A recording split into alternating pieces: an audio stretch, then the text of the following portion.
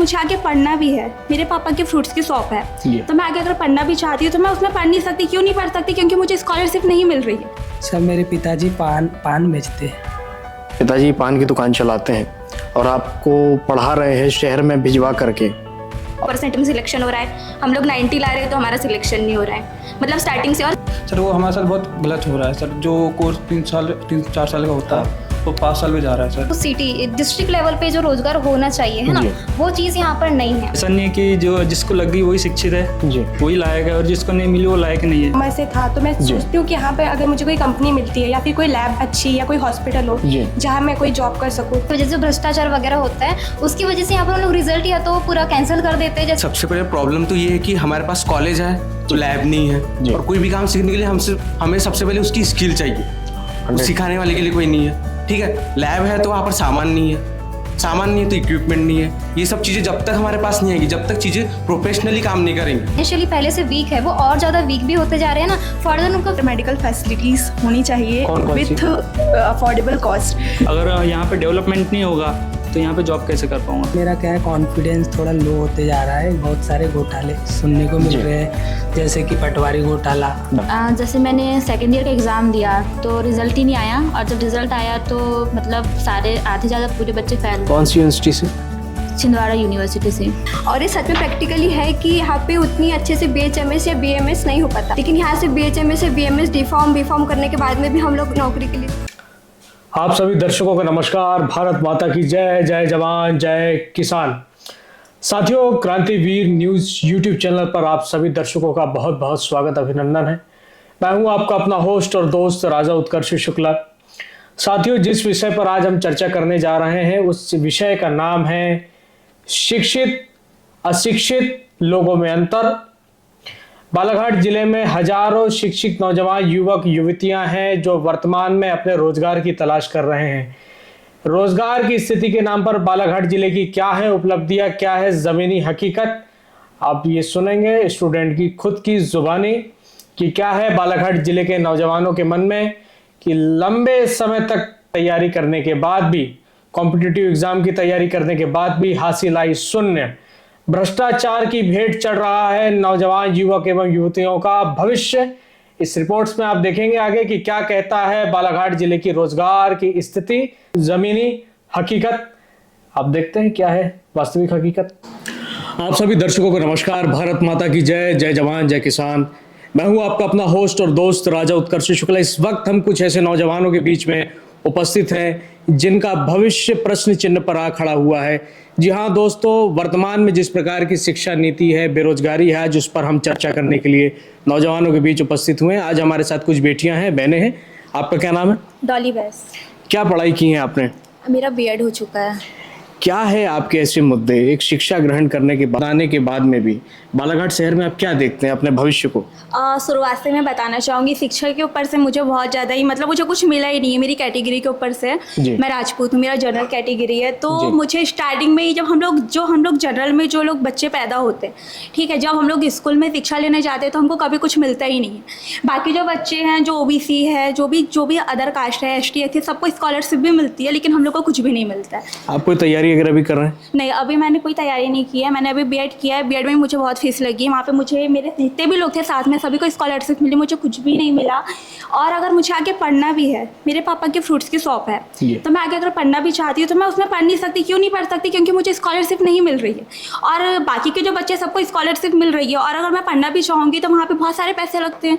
समझ लीजिए मुझे MSc करना है, मुझे CS से MSc करना है, लेकिन वहाँ पर भी मुझे बहुत फीस लगेगी। और बाकी के लोगों को स्कॉलरशिप में हो सकता है, लेकिन मेरा नहीं हो सकता। तो मैं आगे की अगर शिक्षा प्राप्त करना भी चाहती हूँ तो मुझे नहीं मिल सकती, और मुझे उसके लिए कुछ जॉब की ज़रूरत है। अगर मैं जॉब करूँगी तभी मैं आगे कुछ कर सकती हूँ, नहीं तो नहीं कर सकती। और बालाघाट में हम लड़कियों के लिए कोई भी जॉब नहीं है, मेरे लिए ही नहीं, जितने भी लोग पढ़ लिख के अभी यहाँ पे जितने भी लोग हैं, कई बच्चों ने 12th के बाद DCA किया है, PGDCA किया है, ग्रेजुएशन किया, लेकिन किसी को जॉब नहीं मिल रही है। अगर हम लोग बाहर जाते हैं, हम लोग इंदौर जाते, भोपाल जाते, तो हमको जॉब मिलेगी। वहाँ पर हमको, मेरे कुछ फ्रेंड्स हैं जिन्होंने मुझे बताया कि अगर हम इंदौर आ रहे तो वहाँ पर हमको 20,000 तक की जॉब मिल भी रही है। लेकिन बालाघाट में रह के इतना पढ़ने के बाद, मैं इतनी पढ़ी लिखी हूँ, अगर मैं अभी कोई स्कूल भी जा रही हूँ, मेरा B.Ed हो चुका है, मैं स्कूल जा रही हूँ, स्कूल में पहले से ही गवर्नमेंट टीचर लगे हुए हैं। वहाँ पे बोला जाएगा कि बेटा आप स्कोर कार्ड बना के लेकर आओ। अगर वहाँ पे सीट खाली रहेगी तो मुझे जॉब मिलेगी, अगर सीट खाली नहीं है तो मुझे जॉब नहीं मिलेगी। अगर मैं कहीं और भी जा रही हूँ उसके बाद मुझे कहीं जॉब नहीं मिलेगी, फिर कपड़े की शॉप में जाऊँगी तो 3 से 4 हज़ार मिलेगी, लेकिन वो रिस्पेक्ट वाली जॉब नहीं है। वहाँ पे बहुत सारे लोग आते हैं और कपड़े का जो काम कर रही है लड़कियाँ, शिक्षित और अशिक्षित में कोई अंतर नहीं रह जाएगा। जी, शिक्षित और अशिक्षित में कोई अंतर नहीं रह पाएगा, और हम आ जाएंगे तो हमको उस नज़रों से नहीं देखा जाएगा। उनको लगेगा कि हम लोग भी ऐसी लड़कियां हैं जिनका भी पढ़ाई लिखाई नहीं हुई है और वो सिर्फ 10th पास होगी, उन्हीं लोगों मतलब वहाँ की नज़रें ऐसी रहेगी। इसलिए मैं चाहती हूँ कि बालाघाट जिले में भी ऐसा कुछ हो कि हम लोग को जॉब प्रोवाइड हो, ज़्यादा नहीं तो 10,000 की तो हो। 10,000 भी कमाएंगे तो 5,000 अगर घर में दे रहे हैं तो 5,000 की हम लोग 5,000 अपनी शिक्षा के ऊपर लगा सकते हैं। मेरी एक छोटी सिस्टर है जी, और उसको भी पढ़ाई करनी है। पहले सोच के रखा था कि उसको करना है नर्सिंग, लेकिन नर्सिंग का कोर्स नहीं कर सकते। क्यों नहीं कर सकते? क्योंकि हम लोग राजपूत हैं। हमने कॉलेज में पता किया 1,20,000 के ऊपर की फ़ीस है, हम लोग इतना नहीं दे सकते। उसको हमने बैठा के रखा, 1 साल बैठी, सोचे दूसरी साल में हम लोग उसको करा सकते। पैसे कलेक्ट करने की भी कोशिश की, लेकिन हम इतने पैसे नहीं कर पाए। इसलिए हमने उसको, जो उसका सपना था, जो वो नर्स बनना चाहती थी, वो नर्स नहीं बन सकती क्योंकि हम लोग दे नहीं सकते उतने रिजर्वेशन के कारण। यस सर, हम उनको कुछ मतलब हमारे पास पैसे भी नहीं थे और हम उतना कर भी नहीं सकते। कर भी लेते 40 से 50 हज़ार हम लोग कर भी लेते, लेकिन आगे की फीस कैसे देते? पढ़ाई तो रुक जाती ना। इसलिए ऐसा है कि एक जॉब मिलनी चाहिए जो शिक्षित है, जिनका ग्रेजुएशन हो गया है, और अगर वो शिक्षित मतलब उनका और भी ज़्यादा पढ़ाई हो चुकी तो उनको ज़्यादा नहीं 10 से 12 हज़ार की जॉब बालाघाट में मिलनी चाहिए, जिससे वो अपने छोटे भाई बहनों को भी पढ़ा सकते हैं। चलिए, बहुत अच्छे विषय थे आपके। क्या नाम है आपका? सर खुशी। खुशी, किस प्रकार की स्थिति आप देखते हैं आफ्टर ग्रेजुएशन? आगे आ जाए। सर अभी तो हमारा ग्रेजुएशन नहीं हुआ है, जस्ट 12th पास आउट हुए, ड्रॉप ही है।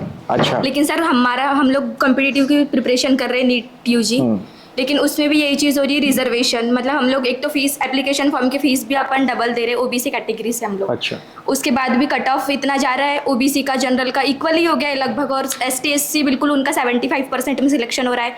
हम लोग 90 ला रहे हैं तो हमारा सिलेक्शन नहीं हो रहा है, मतलब स्टार्टिंग से। और सर स्कॉलरशिप बेस पे जो दीदी ने बोले वो ये भी बात सही है, बिकॉज हमारी क्लास में भी हमने बहुत सी चीज़ें देखे हैं। मतलब जो लड़कियाँ इकोनॉमिकली अच्छी है उनको भी अच्छी खासी स्कॉलरशिप मिल रही है, उनके घर में कोई कमी नहीं, उनके 2 पीढ़ी बैठ के खा सकती, इतना प्रोग्रेस कर चुके हैं वो।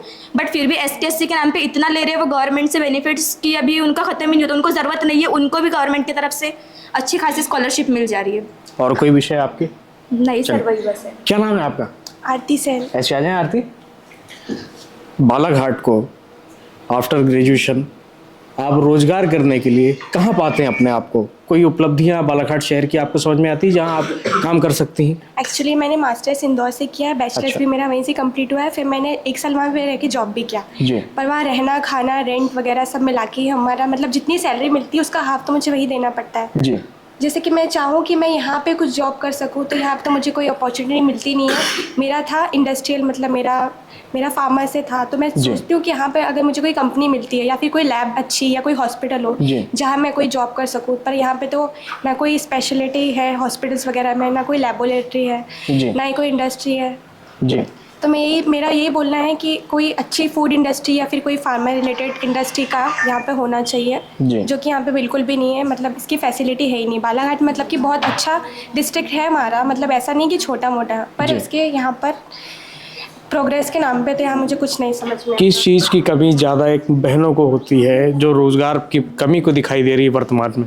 एजुकेशन की तो है ही यहाँ पे। मतलब मैं किसी कॉलेज को स्पेसिफिक टारगेट नहीं करूँगी, पर यहाँ एजुकेशन के नाम पर मुझे इतना कुछ समझ नहीं आता। कॉलेजेस वगैरह भी हैं, पर जो पढ़ाई वगैरह है जी, उसके बाद जो हमारा जो एजुकेशन सिस्टम मुझे यहाँ का उतना नहीं समझ। बहुत अच्छे प्रश्न आपके। क्या नाम आपका? मेरा नाम सर शीतल। अच्छा, शीतल, क्या पढ़ाई की है आपने? सर मेरा BA हुआ है। अच्छा। यस सर, मैं अभी रिसेंटली ग्रेजुएट हुई हूँ। तैयारी भी करी इसके पहले आपने? Yes sir. पटवारी या किसी अन्य एग्जाम की? Yes sir, competitive exam, forest का। अच्छा, मुझे बताएं, एग्जाम देने के बाद में कुछ ऐसे बच्चे भी होते हैं जो पास हो जाते हैं, लेकिन वर्तमान में इस प्रकार के घोटाले जो सामने आ रहे हैं, भ्रष्टाचार की फेट चढ़ जाते हैं, तो इसे एक नौजवान, एक बहन और एक बेटी कैसे देखती है? सर जैसे कि सभी लोग अपने करियर को सिक्योर करने के लिए बहुत मेहनत से यहाँ कॉम्पिटिटिव एग्जाम्स देते हैं ना, और उसके बाद फर्दर किसी भी प्रॉब्लम के आ जाने की वजह से भ्रष्टाचार वगैरह होता है, उसकी वजह से यहाँ पर हम लोग रिजल्ट या तो पूरा कैंसिल कर देते हैं। जैसे अभी बहुत सारे नर्सिंग एग्जाम में हुई थी, जैसे CHO, स्टाफ नर्स, बहुत सारे ऐसे एग्जाम्स प्रोवाइड करती है हमारी MP गवर्नमेंट। और क्या होता है, जैसे एग्जाम उन लोग देने जा रहे होते हैं, कभी उन लोग की सीट ठीक से अवेलेबल नहीं होती, इस वजह से एग्जाम को पोस्टपोन कर दिया जाता है। इसलिए क्या हो रहा है, कुल मिलाकर जो लोग फाइनेंशियली पहले से वीक है वो और ज़्यादा वीक भी भी होते जा रहे हैं ना, फर्दर उनको फिर क्या होता है, हमारी एक जो एम्बिशन होती है वो भी कहीं ना कहीं यहाँ वीक हो जाती कि अच्छे सिस्टम नहीं चल रहा है तो अब क्या ही करना है अभी कॉम्पिटिटिव एग्जाम के तौर पे। और फिर दूसरे से मेरा पॉइंट ऑफ व्यू ये है कि जो हमारा बालाघाट है ना, वहाँ पर लेक ऑफ बोलना चाहिए एक जो रोज़गार जो दिलाया जा रहा है, तो वहाँ पर रोज़गार की कमी है। ओके, और दूसरी चीज़ यहाँ पर जो शिक्षा है, कैसी कमी है रोजगार की? सर रोजगार की कमी ऐसे है कि according to city district level पे जो रोजगार होना चाहिए है ना, वो चीज़ यहाँ पर नहीं है। आपके अंदर जो कल्पना है अपने शहर को लेकर के, कि जैसे मेरे अंदर एक कल्पना है कि मेरे शहर में क्या क्या चीजें होनी चाहिए, उस प्रकार की आपके अंदर कुछ कल्पना होगी रोजगार को लेकर के। आप जानते हैं हमारा बालाघाट जिला खनिज संपदाओं से परिपूर्ण है, वन संपदाओं से परिपूर्ण है, और यहाँ पर लगभग सारी बहन बिटियां शिक्षित हैं। इतना सब कुछ होने के बाद में भी बालाघाट को आप कहाँ देख रहे हैं? सर बालाघाट में जैसे भरवेली में एशिया की सबसे बड़ी ओपन माइन है मैग्नीज की। ओके, उसके अकॉर्डिंग यहाँ पर इतने बड़े लेवल पर रोजगार प्रोवाइड किया जा सकता है, लेकिन उतने बड़े लेवल पे नहीं है। दूसरी चीज़ यहाँ पर इंडस्ट्रियल लेवल पर भी रोजगार प्रोवाइड किया जाना चाहिए according to me. And sir मैं यूनिवर्सिटी के बारे में बात मतलब करना पसंद करूँगी। ऐसे नहीं कि मैं एक प्रॉपर किसी कॉलेज को टारगेट कर रही हूँ। सर मेरा क्वेश्चन ये है कि जैसे मान लो मेरा अभी ग्रेजुएशन हुआ है, ठीक है, तो प्रॉपर टाइम पे उसकी पहले तो डिग्री मिली, ताकि अभी मेरा ग्रेजुएशन हुआ है, मान लो पोस्ट ग्रेजुएशन बेस पे अगर कोई जॉब निकलती ग्रेजुएशन बेस पे, ठीक है, तो टाइम पर वो डिग्री नहीं मिल रही, जिसकी वजह से मैं उसके लिए फॉर्म नहीं भर पाऊंगी, है ना। ये बहुत गंभीर विषय है, ये भी बहुत इसकी वजह से कहीं ना कहीं मेरे करियर को लेकर के मेरे साथ खिलवाड़ हो रहा है ना, ये चीज़। क्या नाम है आपका? प्रज्ञा कौशल। प्रज्ञा जी आगे आ जाए थोड़ा। आपके क्या विषय हैं बालाघाट को लेकर के? सर हम पीजी कॉलेज से बीएससी कर रहे हैं और हमारे एग्ज़ाम टाइम पे नहीं हो रहे, एग्ज़ाम हो भी रहे हैं तो एग्ज़ाम डेट बार बार पोस्टपोन हो रही है। इस कारण हम लोग ना पढ़ पा रहे हैं, ना फिर उसको फिर से पढ़ भी नहीं सक रहे हैं, और फिर गैप होने के कारण फिर से एग्ज़ाम डेट आ रही है, फिर इसके कारण हम फिर से वही प्रिपरेशन कर रहे हैं। इसकी वजह से हमारी दूसरी तैयारियाँ नहीं हो पा रही है। अच्छा मुझे बताएं, आप लोग कोई एग्जाम की तैयारी कर रहे हैं आप लोग में से कोई? अच्छा आपका ना, आप आगे आ जाए। क्या नाम है आपका? आयुषी पांडे। आयुषी, किस एग्जाम की आप तैयारी कर रहे हैं वर्तमान में? Sir I am preparing for medical exams like NEET CUET. अच्छा, और तैयारी हो जाने के बाद में आप अपने आप को कहाँ पाती हैं? क्या बालाघाट छोड़कर जाना चाहते हैं? No sir. उसके लिए बालाघाट क्षेत्र में क्या होने चाहिए? Sir I think better medical facilities होनी चाहिए विथ अफोर्डेबल कॉस्ट, बिकॉज जो डॉक्टर्स मीन्स ऐसा नहीं है कि चार्जेस ज़्यादा है, लेकिन some people can't afford it now. So अच्छा, और सर अभी तो एजुकेशन सिस्टम से मुझे बस यही प्रॉब्लम है थोड़ा रिजर्वेशन से लेके, because I am a general student. जी, तो मेरा ऐसा है कि रिजर्वेशन इकोनॉमिक कंडीशन पे मिले तो ज़्यादा बेटर है, better than caste level. And बिंदास होकर के बोलो, घबराओ नहीं, आराम से बोलो, कोई दिक्कत नहीं। नहीं सर, बस यही है। मैं आप ही लोगों को सुनने के लिए यहाँ पर आया हूँ। चलो अब बहनों से तो हमने सुना, आज नौजवानों से सुनते हैं। क्या नाम भाई तुम्हारा? सर मनीष पटले। मनीष, किस प्रकार की तैयारी वर्तमान में आप कर रहे हैं? सर मैंने पॉलिटेक्निक किया है सिविल से, तो सर मैं एसएससी RRBJE की तैयारी कर रहा हूँ। तो सर मैं देख रहा हूँ अगर गवर्नमेंट जॉब की मैं तैयारी करता हूँ तो मुझे उसके लिए बाहर जाना होगा, तैयारी करूँगा, बाहर वैकेंसी मिलेगी। अगर मैं अपने एरिया में जैसे बालाघाट में या बालाघाट के आसपास प्राइवेट गवर्नमेंट जॉब में तो इतनी वैकेंसी, इतनी पोस्ट नहीं आती है जिससे कि हर कोई तैयारी करने वाला सभी को गवर्नमेंट जॉब मिल जाए। जितनी आएगी उतनों को ही मिलेगी, लेकिन बाकी का क्या, बाकी तो ऐसा नहीं है कि जो जिसको लग गई वही शिक्षित है, वही लायक है, और जिसको नहीं मिली वो लायक नहीं है। अगर इन लोगों के लिए अगर प्राइवेट सेक्टर में अगर जॉब करना चाहे तो उनके लिए उनको बिलासपुर, छत्तीसगढ़ अधिकांश जाते हैं सभी लोग। बालाघाट से बाहर ही जाना पड़ता है। बालाघाट से बाहर ही जाना पड़ता है। अगर बालाघाट में करना चाहे तो ऐसा नहीं कि यहाँ डेवलपमेंट नहीं हो रहा है, डेवलपमेंट हो रहा है। जैसे यहाँ पे अगर कोई प्राइवेट कंपनियाँ आती है, अगर वो बनता है तो वहाँ पे, जैसे मेरा सिविल से सर, तो मैं सिविल से वहाँ पे जॉब करने के लिए जा सकता हूँ रिज्यूम लेके। अगर यहाँ पे डेवलपमेंट नहीं होगा तो यहाँ पे जॉब कैसे कर पाऊँगा? इसलिए बालाघाट में डेवलपमेंट नहीं हो रहा है, लेकिन उतने ज़्यादा। किस तरह का डेवलपमेंट हो रहा है बालाघाट में, आप कैसे देखते हैं उसे? डेवलपमेंट जैसे हो रहा है, जैसे CM राइज स्कूल्स वगैरह बन रहे हैं, मेडिकल कॉलेज बन रहे हैं, कम मात्रा में बन रहे हैं। बाकी अगर अदर कंपनियाँ भी अगर बनती है तो उसमें सिविल इंजीनियर्स या फिर मैकेनिकल इंजीनियर्स। बालाघाट जिले में एथेनॉल प्लांट आया है अभी। हाँ सर। उस पर आप लोगों ने तैयारी क्यों नहीं की? वहाँ पर आपने नौकरी करने की सोची? वहाँ पे नौकरी करने के लिए सर उस टाइम हमारा डिप्लोमा कंप्लीट नहीं था सर। बाकी हमने वहाँ की, मतलब एक माध्यम है आप लोगों के पास में। बालाघाट में ऐसी प्राइवेट माइंसेस भी हैं जहाँ पर आप नौकरियाँ कर सकते हैं? सर सिविल में काफ़ी कम है यहाँ पर। अच्छा, सिविल इंजीनियर अगर जाए तो बहुत कम है। क्या नाम भैया आपका? सर वैभव ले जा रहे।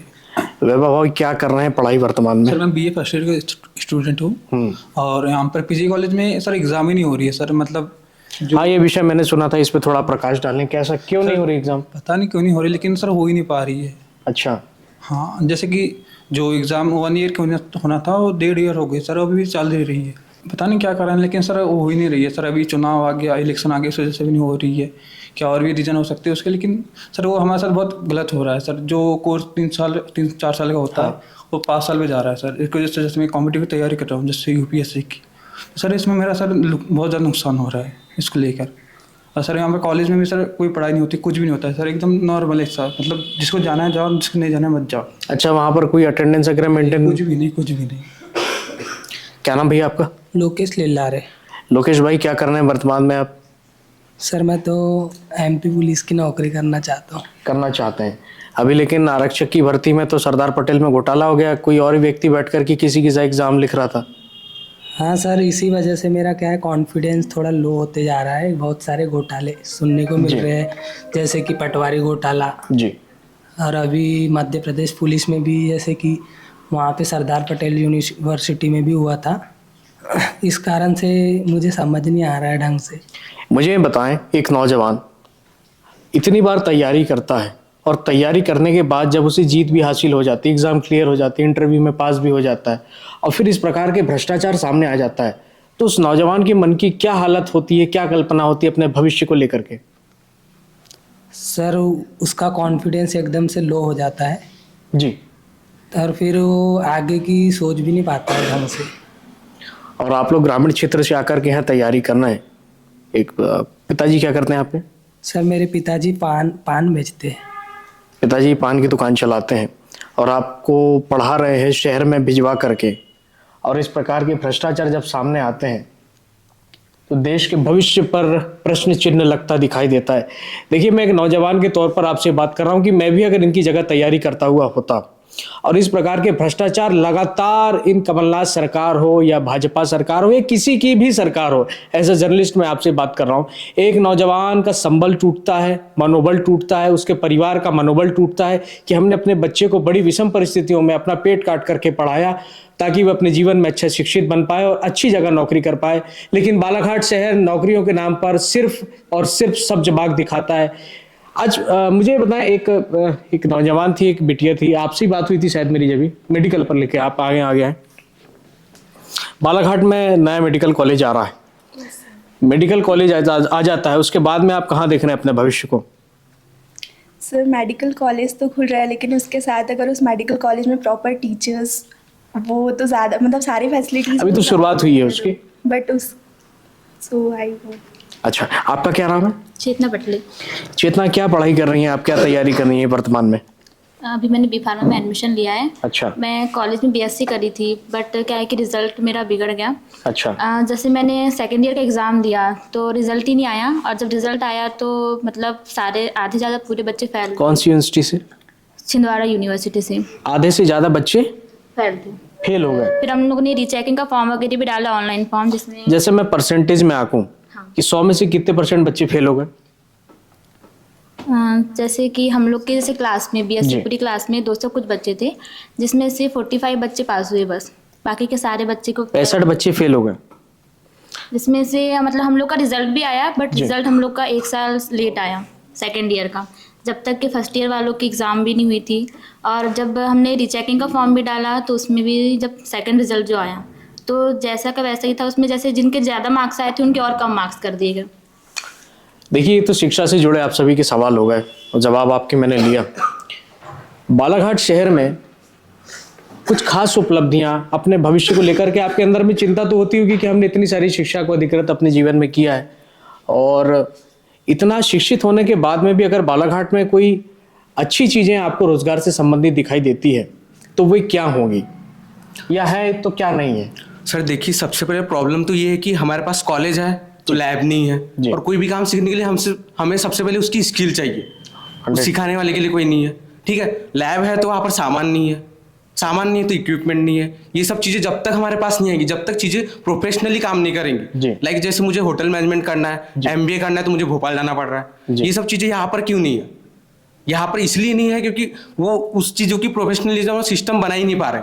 अच्छा, कोई भी सिस्टम इस तरीके से चलता है कि उसकी एक प्रॉपर टाइम टेबल हो, प्रॉपर उसकी टीचिंग हो, उसका ट्रेनिंग हो। ट्रेनिंग इंस्टीट्यूट नहीं है। जब तक ट्रेनिंग इंस्टीट्यूट नहीं मिलेंगी, प्रैक्टिकल्स नहीं मिलेंगे, लाइक आप जानते हैं कि MSL को इंटर्नशिप की जरूरत है जी। इंटर्नशिप तब कब जमा होगी जब उसमें इंटर्नशिप कंपनियां ज्वाइन होगी, जब बच्चों को वहाँ पे इंटर्नशिप के लिए भेजा जाएगा, तब जाकर वो वहाँ के सिस्टमेटिक प्रैक्टिकल वगैरह सीखेंगे, वहाँ के टूल्स कैसे यूज़ करते हैं, क्या प्रोडक्शन डिपार्टमेंट है, क्या केमिकल डिपार्टमेंट है, उसकी डिपार्टमेंट क्या है, उसका क्या क्या चीज़ें होती है।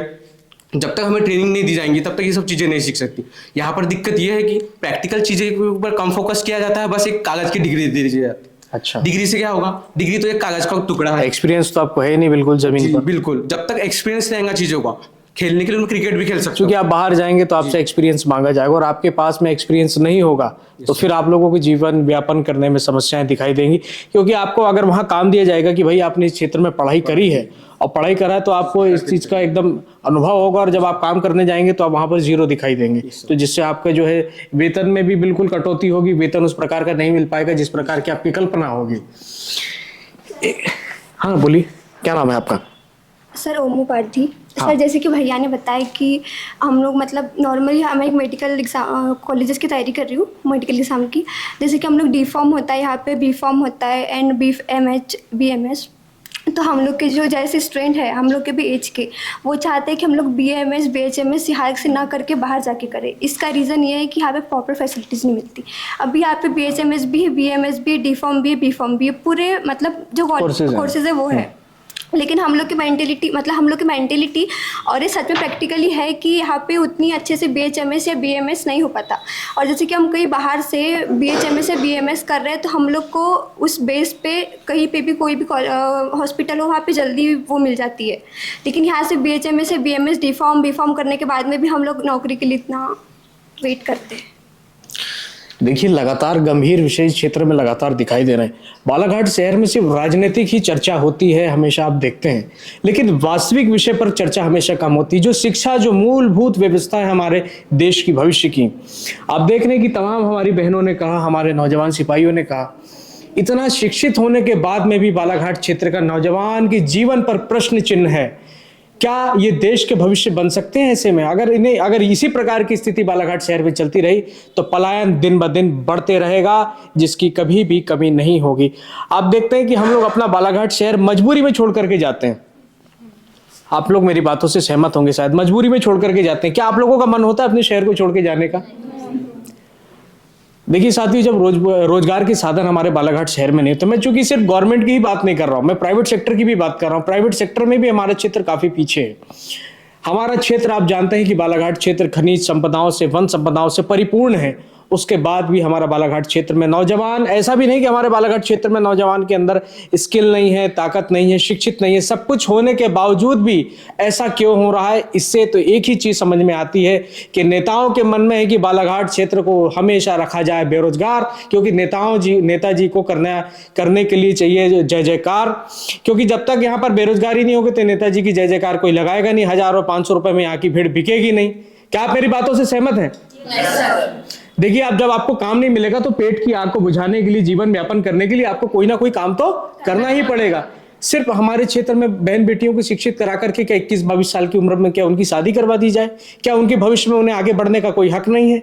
मैं भी एक बेटी का पिता हूं, मुझे भी अपनी बेटी के भविष्य पर चिंता है। इसी भविष्य की चिंता को लेकर के मैंने गंभीरता से इस क्रांतिवीर न्यूज के माध्यम से इस गंभीर बात को आप जनता के सामने रख रहा हूं, और ऐसी आशा करता हूं कि आप सभी का शुभाशीष और आशीर्वाद मिलेगा, और ऐसे गंभीर विषयों पर हमारी सरकार, हमारे जिले के सम्मानीय अधिकारीगण और जनप्रतिनिधि ध्यान देंगे कि फजूल की बातों से हट करके आप जमीन पर काम करें, क्योंकि यह है जमीन की आवाज, यह है बहन बेटियों की आवाज, ये नौजवान की आवाज। इस परेशानी को आप गंभीरता से समझें, क्योंकि आप लोग गंभीरता से नहीं समझेंगे तो अगर इन्होंने समझाने पर आपको आ गए तो आप कहीं के नहीं बचेंगे। इसी के साथ शब्दों को विराम। भारत माता की जय। जय जवान, जय किसान।